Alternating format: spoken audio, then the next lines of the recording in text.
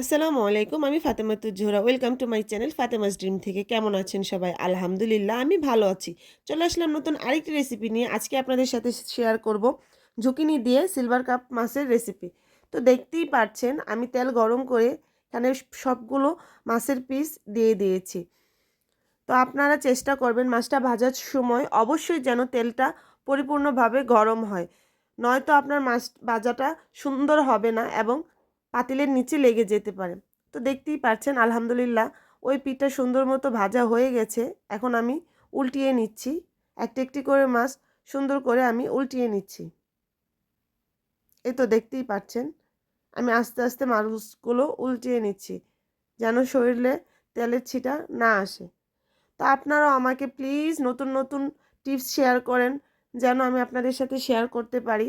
আর আমি যতটুকু জানি চেষ্টা করব আমি সম্পূর্ণভাবে আপনাদের সাথে যেন সব টিপসগুলো শেয়ার করতে পারি আর দিতে পারি, সেই দয়া আমাকে করবেন। আর আমি যতটুকু জানি ততটুকু আপনাদের কাছে আমি অবশ্যই পৌঁছে দিব ইনশাল্লাহ। তো দেখতেই পাচ্ছেন আমার মাছগুলো ভাজা হয়ে গেছে। এখন আমি মাছগুলো সব তুলে নিচ্ছি। আমি তো বাসাতে একা থাকি, কথা বলার মানুষ নেই, তাই ভিডিওতে বক বক করতেই থাকি। আশা করি আপনাদের কাছেও খারাপ লাগছে না। আপনারা আমাকে অবশ্যই সাপোর্ট করবেন। এই তো মাছগুলো আমি তুলে নিয়েছি। এখন আমি এই তেলেই কেটে ধুয়ে রাখা ঝুঁকিনিগুলো ভেজে নেব। তো আপনারা মূলত যারা আমার ভিডিও প্রথম থেকে দেখছেন তারা অবশ্যই জানেন যে আমি সবজিগুলো বেশিরভাগ সবজি প্রথমে তেলে ভেজে নিই। তো এই তো আমি এখন জুকিনিগুলো তেলে সুন্দর মতো আস্তে আস্তে ভেজে নেব। আপনারা একটু সময় নিয়ে রান্না করবেন যেন তরকারিটা খেতে খুব মজা হয়। তো আমি দেখতেই পাচ্ছেন জুকিনিগুলো ভেজে নিচ্ছি। আলহামদুলিল্লাহ আমার প্রায় ভাজা হয়ে গেছে। আমি কিন্তু এটা সাদাভাবেই ভেজে নিচ্ছি, হলুদ বা মরিচের কোনো গুঁড়োই এখানে আমি ব্যবহার করিনি। তো তেলে শুধুমাত্র ভেজে নিয়েছি। এই তো দেখতেই পাচ্ছেন আমি সব তুলে নিচ্ছি। এখন সেই তেলে দিয়ে দিলাম কেটে রাখা পেঁয়াজ কুচি, রসুন কুচি আর কাঁচামরিচ। তো এই তো আমি এটা এখন সুন্দর মতো ভেজে নেব। আপনাদের আমি আবারও বলবো আপনারা সবাই আমাকে অবশ্যই সাপোর্ট করবেন। আর আমার রান্নায় যদি কোনো প্রকারের ভুল ত্রুটি থেকে থাকে তাহলে অবশ্যই আমাকে ক্ষমা করে দিবেন। আর কিভাবে রান্না করলে রান্নাটাকে আরও ভালো লাগবে অবশ্যই আপনারা আমার সাথে শেয়ার করবেন। আপনারা সবাই আমাকে একটু সাপোর্ট করবেন। আপনাদের সবার কাছে এতটুকুই অনুরোধ, আপনারা সবাই আমাকে মন থেকে সাপোর্ট করবেন এবং যদি আমার কোনো ভুল ত্রুটি থেকে থাকে আমাকে কমেন্টে জানিয়ে দিবেন। আর আমার রান্নাটা কেমন হয়, ভালো হয় কি না সেটাও আমাকে কমেন্টে জানিয়ে দিবেন। আপনার ফ্যামিলির সাথে শেয়ার করবেন সবার সাথে। তো দেখতেই পাচ্ছেন পেঁয়াজ ভাজা হয়ে গেছে। এখন আমি দিয়ে দিয়েছি হলুদের গুঁড়ো, সামান্য একটু মরিচের গুঁড়ো আর ধনিয়া গুঁড়ো। আমার হাজব্যান্ড একেবারেই মরিচ খেতে পারে না, অথচ আমার খুব মরিচ পছন্দ। লবণের গুঁড়ো দিয়ে দিলাম।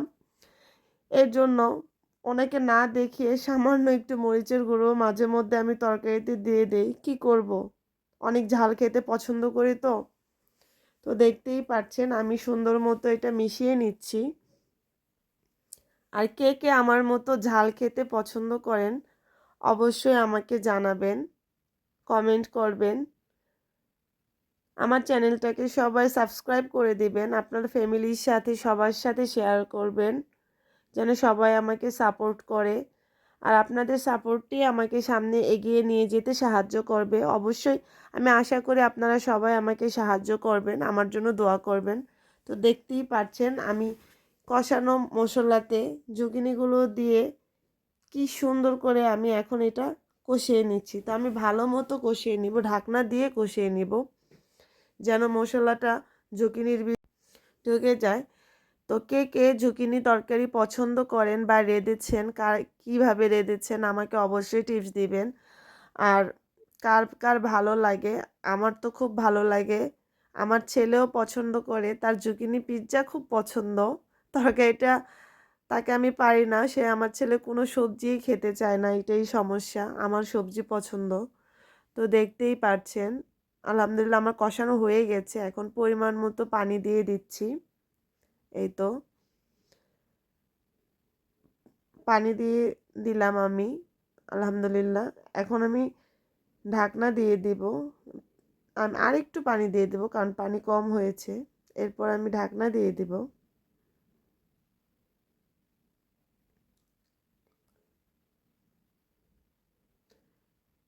দেখুন তরকারির কালারটা মাশাআল্লাহ কতটা সুন্দর হয়েছে।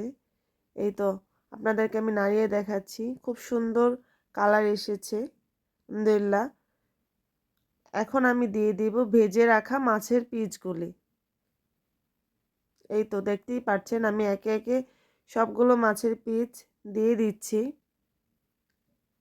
আর কার কার কাছে আমার রান্নাটা ভালো লাগে অবশ্যই শেয়ার করবেন। আলহামদুলিল্লাহ দেখতেই পাচ্ছেন আমার রান্নাটা প্রায় হয়ে এসেছে। এই তো আমি ঢাকনা খুলে দেখিয়ে দিচ্ছি কেমন হয়েছে। মাশাআল্লাহ অনেক সুন্দর হয়েছে, খেতে অনেক মজা লেগেছে।